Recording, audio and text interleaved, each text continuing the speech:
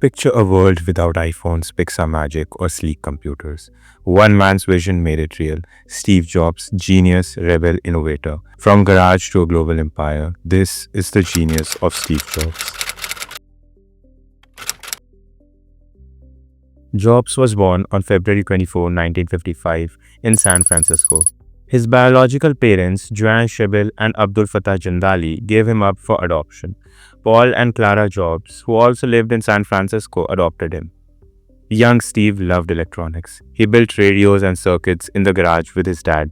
In 1972, Steve joined Reed College in Portland, Oregon. However, the college curriculum was not very interesting to Steve. He dropped out after just 6 months, but he kept learning. He took calligraphy classes, though calligraphy seemed unrelated to his career at that time. But the dots connected when Steve used that knowledge to create the modern fonts years later when developing the Macintosh. In 1974, Steve joined Atari as a video game designer. He saved money and took a life-changing trip to India. There, he shaved his head, wore robes, and studied Zen Buddhism. He learned to focus on simple, beautiful design, ideas that shaped Apple forever. In 1976, Steve and his friend Steve Wozniak started Apple in a Los Altos garage. They built the Apple I, a simple handmade circuit board that worked as a computer. They sold just 200 units to local stores and hobbyists, but it sparked a big idea in Steve. Computers could be personal, made for everyone, not just experts. In 1977, Steve and Woz launched the Apple II. Technology, the computer store. Introducing Apple II, the easy-to-operate home. It had a colorful screen and easy controls. It flew into schools, homes, and offices. Apple II made Apple a big name. In 1980, Apple went public. The IPO raised $100 million. Steve, only 25, became a millionaire overnight. His net worth hit a whopping $217 million. In 1983, Steve hired John Scully from Pepsi as CEO. He asked him, "Do you want to sell sugar water forever or change the world?" Scully joined. In 1984, during the Super Bowl, a famous American football match, the legendary 1984 ad aired on TV. We shall prevail. On January 24th, Apple Computer will introduce Macintosh. And you'll see why 1984 won't be like 1984. With it, Steve launched his dream project, the Macintosh. Mac had a graphical interface. You could use a mouse and icons. Steve designed it like an artist, sleek, clean, and beautiful. But Mac failed to sell big. It cost around $2,400, which was too expensive at that time. It had a little software and ran slow. Businesses chose cheaper IBM PCs. Tensions grew inside Apple. The Macintosh had cost Apple millions in development and marketing. Its poor sales left the company with huge losses. In 1985, Scully and the board fired Steve. He lost the company he built. It broke his heart, but he did not quit. After being forced out of Apple, Steve Jobs founded Next in 1985. He aimed to build powerful workstations.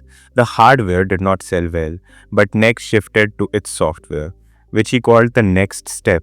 This platform was clean, fast, and advanced. Meanwhile, Apple was struggling. Sales dropped, products felt old, the company lost billions. The board of directors made a bold call. To save Apple, we need Steve back. In 1996, Apple acquired Next for $429 million. This deal brought Steve home. In 1997, Steve became the interim CEO. A new chapter began. In 1998, Steve launched the iMac. It was colorful, simple, and beautiful. It made Apple cool again. The iMac gave Apple its much-needed revival. In 2001, Apple introduced the iPod, a tiny device that held 1,000 songs. It changed the way people experienced music forever. It was followed by the launch of iTunes Store in 2003. Now anyone could buy songs online. On January 9, 2007, Steve walked on stage in his black turtleneck. He launched the iPhone. It was a phone, iPod, and an internet device all in one. An iPod, a phone, and an internet communicator. And we are calling it iPhone. It created a storm. Smartphones were never the same again. In 2010, Steve unveiled the iPad, a new tablet for reading, browsing, and fun. But while Apple grew, Steve's health fell fast. In 2004, he was diagnosed with pancreatic cancer, but he kept working. On June 7, 2011, Steve took the stage one last time. He launched iCloud and iOS 5, weak but determined. In August 2011, he stepped down as CEO. He gave the role to Tim Cook. Jobs' health deteriorated rapidly.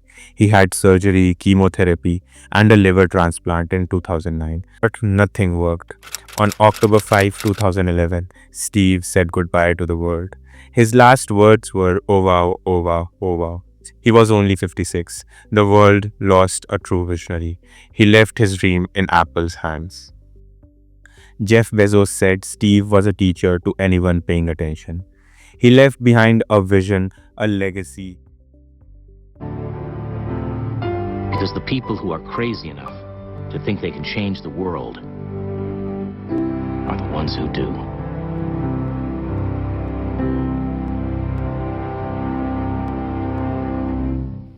Think different, start small, change everything.